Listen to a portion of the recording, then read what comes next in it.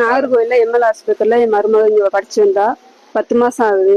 முதல் ரோட்டு இப்படி தப்பா நடந்தது பாப்பா வீட்டுல சொல்லல.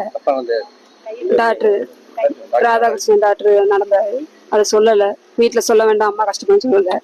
இப்ப வந்துட்டு போன் போட்டு கல்ல ஒரே ஆளு சொல்லிட்டா. அதான் நாங்க கிளம்பிங்க வந்தோம். பாப்பா டீ வச்சு கொடுங்கன்னு சரி வச்சு கொடுத்துருக்கா. வச்சு கொடுத்தா அங்கிட்டு பிள்ளை இடுப்பு பிடிச்சு கிள்ளி இருக்கான். இப்ப நிறைய பிள்ளைங்களுக்கு இருக்காங்க, யாருமே வெளியில சொல்லல. இப்ப என் மருமக சொல்ல போய் தான் மித்தவங்க பிள்ளைலாம் ஆமா இப்பெல்லாம் நடக்குது அப்படின்னு சொல்லி. கன்னியாகுமரி மாவட்டம் நாகர்கோவில் பொன்னை நகர் பகுதியில் செயல்பட்டு வரும் எம்எல் மருத்துவமனையில் சிவகாசியை சேர்ந்த இளம் பெண் பயிற்சி நர்ஸாக பணிபுரிந்து வருகிறார்.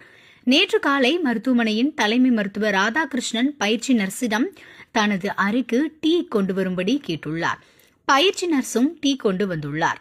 அப்போது நர்ஸை தனது பாலியல் ஆசைக்கு இணங்க கேட்டு டாக்டர் சில்மிஷத்தில் ஈடுபட்டதால் அவர் அங்கிருந்து தப்பி ஓடிய தனது தாயை தொடர்பு கொண்டு தனக்கு நேர்ந்த துயரத்தை கூறி கதறி அழுதுள்ளார். மேலும் மருத்துவர் இதுபோல் தன்னிடம் நடந்து கொள்வது 2வது முறை எனவும் கூறியுள்ளார். அங்கிருந்த மகளை மீட்டு காவல் நிலையத்திற்கு அழைத்து சென்று புகார் அளித்துள்ளனர்.